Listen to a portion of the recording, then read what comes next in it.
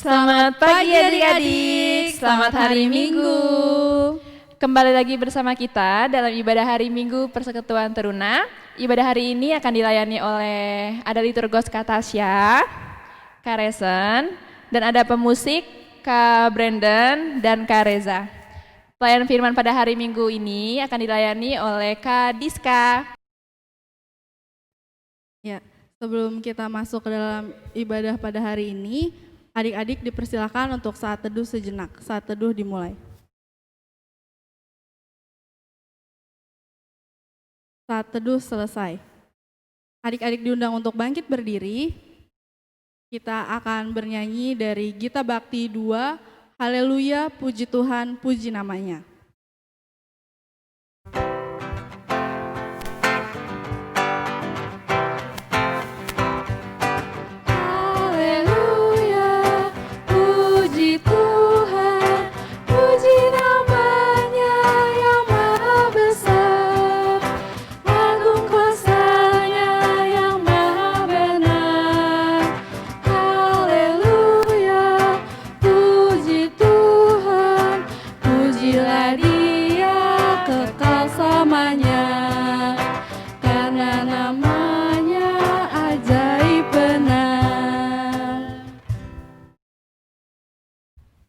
Sebelum kita memulai ibadah pada hari ini, mari kita bersatu dalam doa.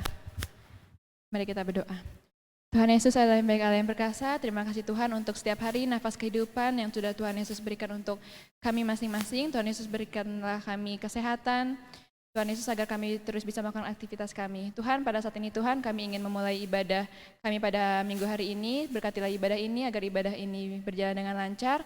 Tuhan Yesus juga ingin berkati kami agar firman-firman yang akan disampaikan oleh Kak Diska bisa kami dengar, tapi tidak hanya kami dengar, tapi bisa kami lakukan dalam kehidupan kami hari lepas hari. Dalam nama Tuhan Yesus kami berdoa dan mengucap syukur. Amin. Mazmur pujian pada hari ini diambil dari Mazmur 138, ayatnya yang pertama hingga ayatnya yang ketiga. Mazmur pujian terambil dari Mazmur 138 ayat 1 sampai yang ketiga yang menyatakan, dari Daud, aku hendak bersyukur kepadamu dengan segenap hatiku, di hadapan para Allah aku akan bermazmur bagimu. Aku hendak sujud ke arah bait-Mu yang kudus dan memuji nama-Mu, oleh karena kasih-Mu dan oleh karena setiamu. Sebab Kau buat nama-Mu dan janji-Mu melebihi segala sesuatu. Pada hari aku berseru, Engkau pun menjawab aku. Engkau menambahkan kekuatan dalam jiwaku. Adik-adik dipersilakan untuk duduk kembali. Kita angkat satu pujian dari Kidung Jemaat 53, Tuhan Allah telah berfirman.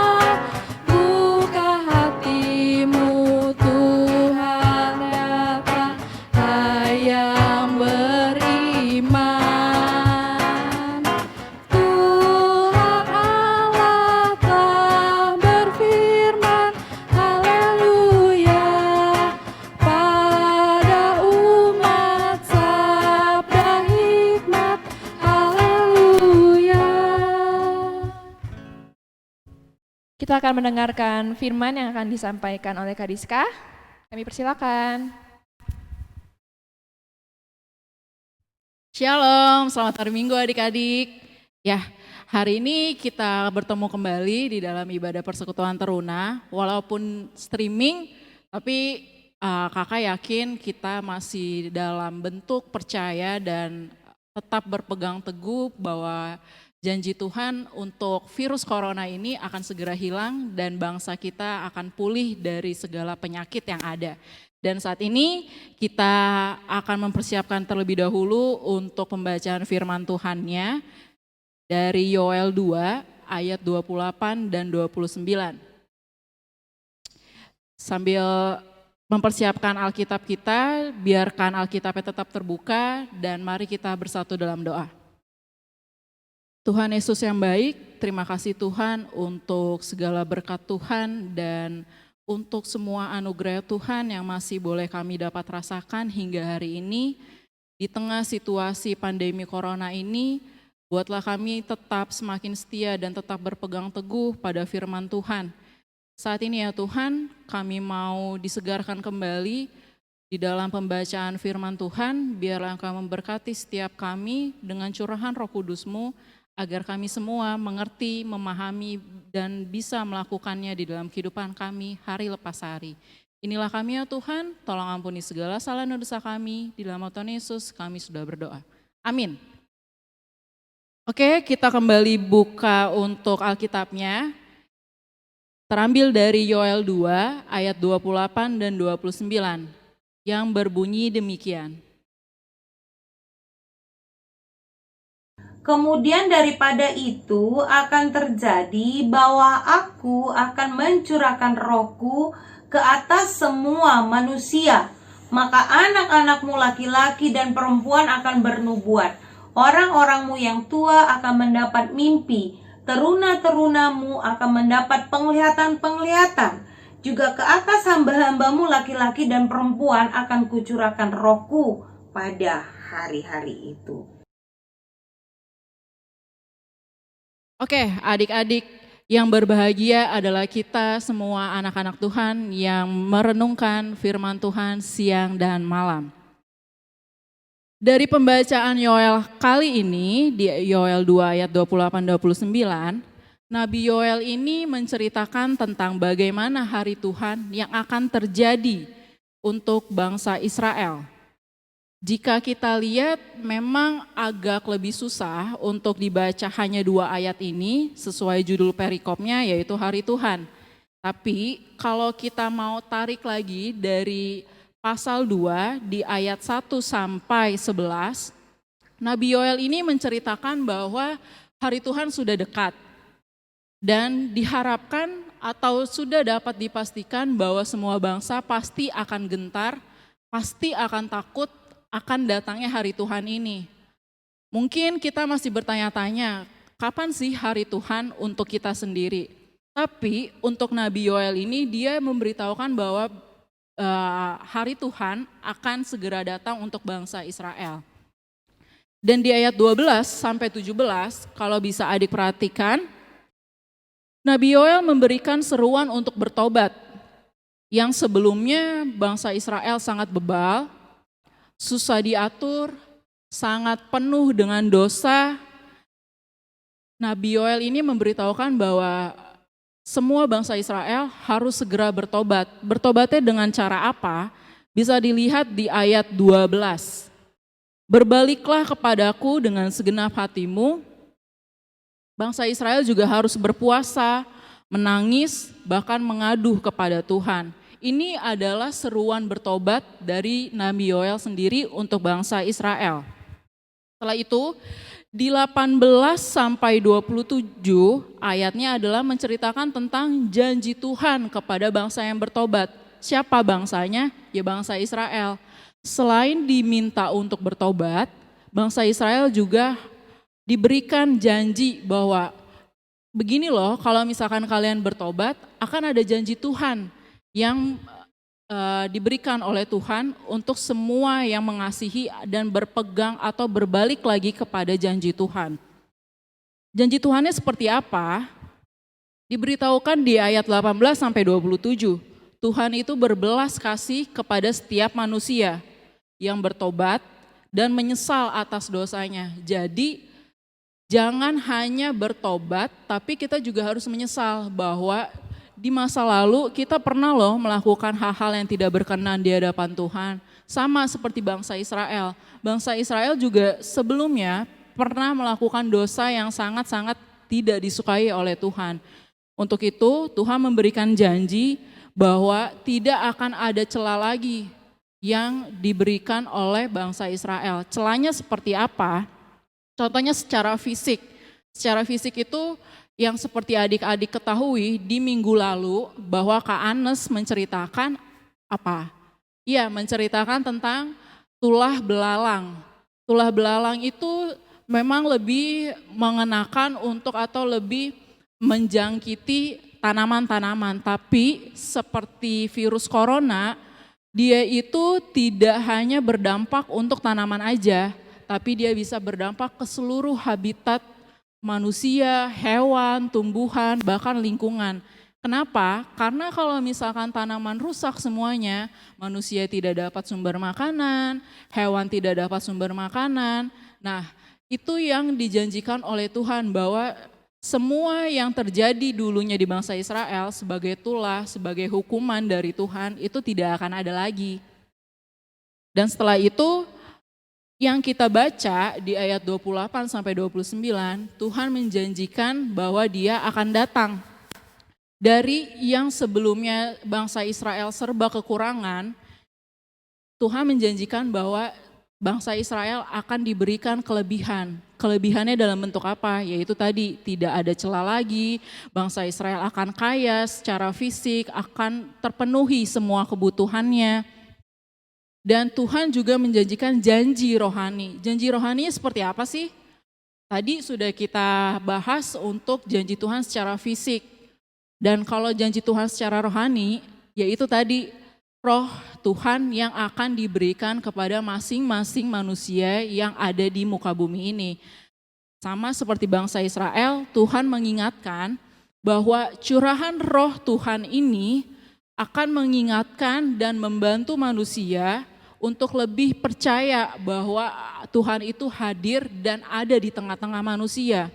Nah, kalau misalkan ditarik lagi dari keseluruhan bacaan kita, apa sih Kak aplikasinya? Apa sih yang bisa kalian dapat? Nah, kalau kalian perhatikan, mungkin ada beberapa dari kita yang masih nggak tahu ini hari apa sih Kak, ini tanggal apa. Nah, tanggal 31 Mei ini adalah hari Pentakosta.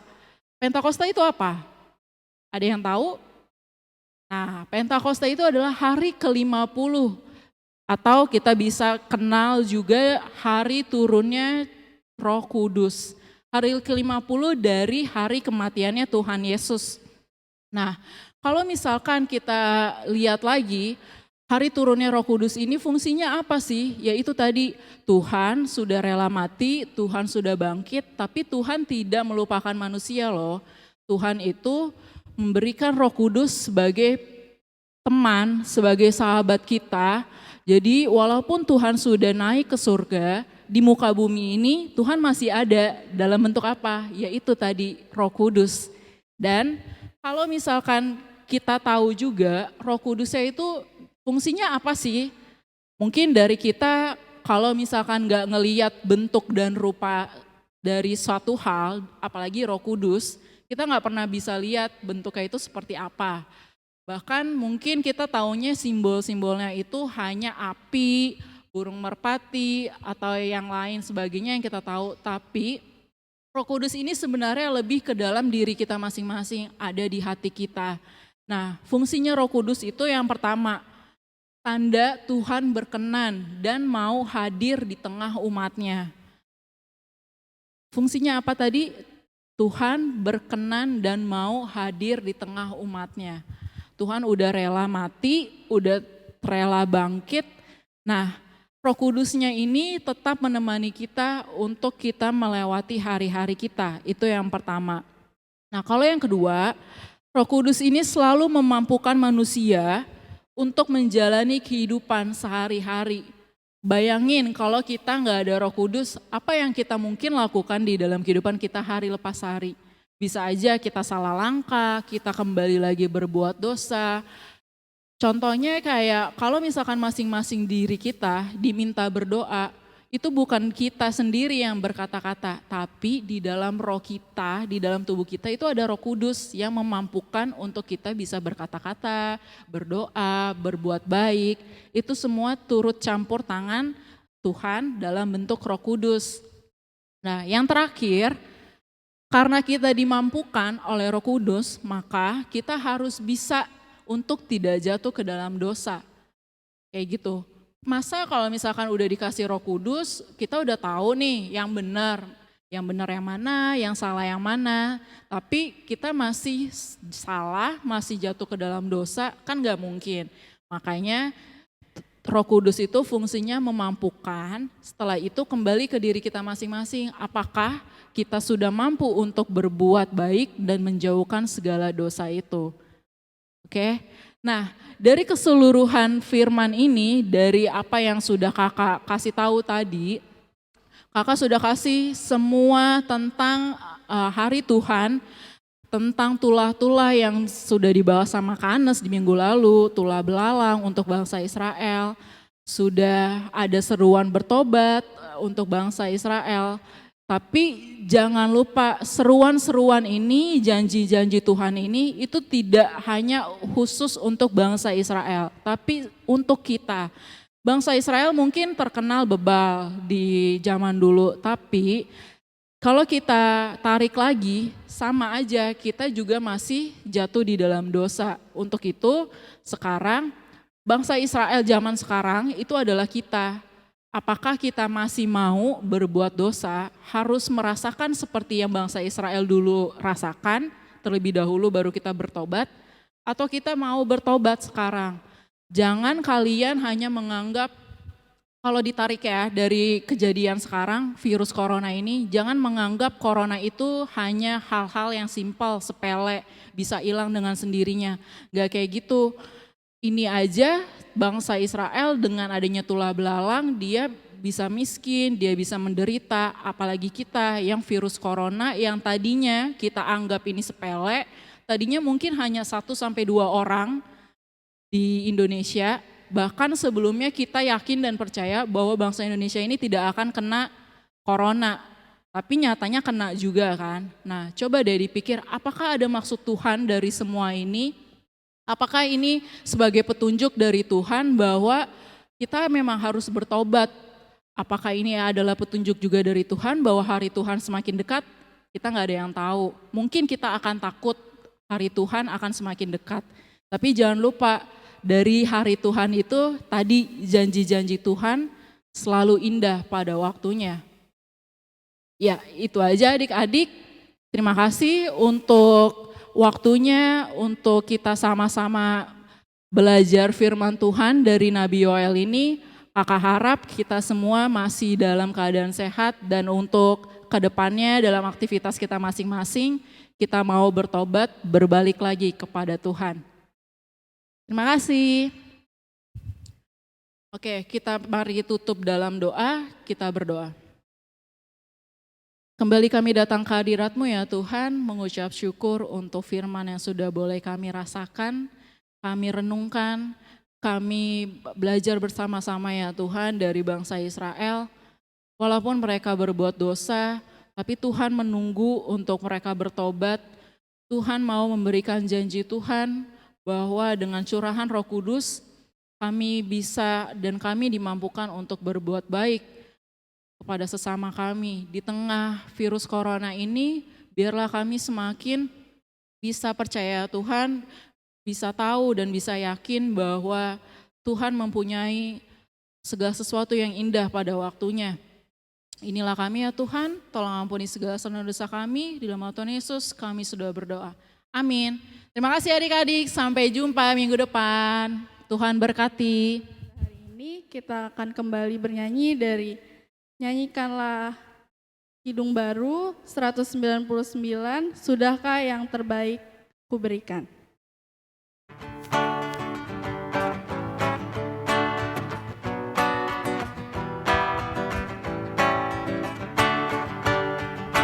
Sudahkah yang terbaik ku berikan kepada Yesus Tuhanku.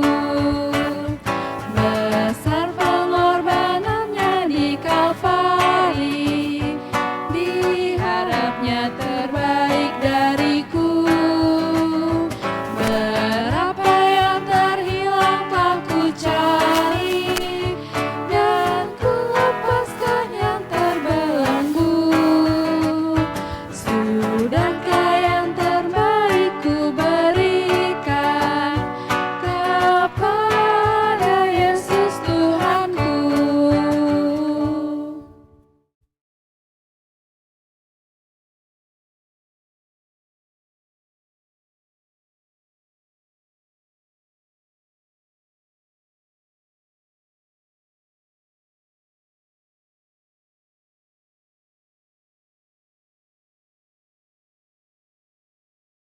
Untuk menutup ibadah kita pada hari ini, adik-adik diundang untuk bangkit berdiri. Kita bernyanyi kembali dari Gita Bakti 285 dalam Roh Yesus Kristus.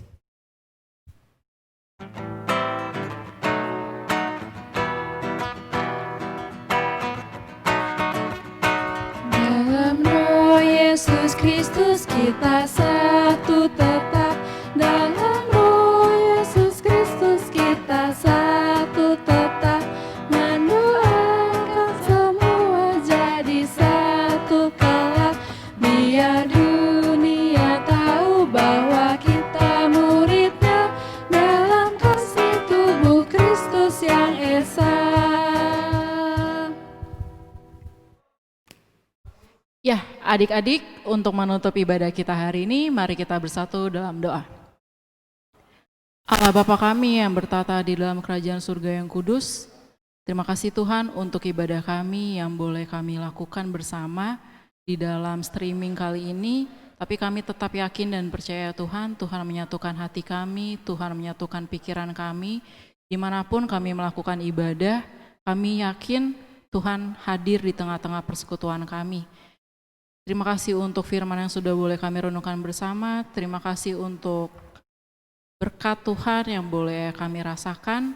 Dan biarlah di dalam aktivitas kami hari lepas hari, kami boleh selalu berada di lindungan Tuhan dan selalu bisa menjadi berkat bagi orang-orang di sekitar kami.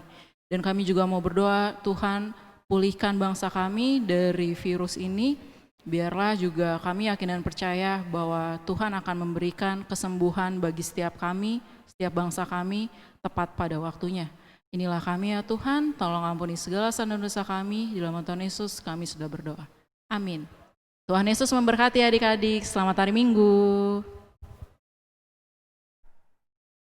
Terima kasih adik-adik untuk sudah mengikuti ibadah minggu pada hari ini. Ya, kita ketemu lagi di ibadah PT pada minggu depan lagi bersama kakak-kakak yang lain. Selamat hari Minggu adik-adik. Tuhan Yesus memberkati.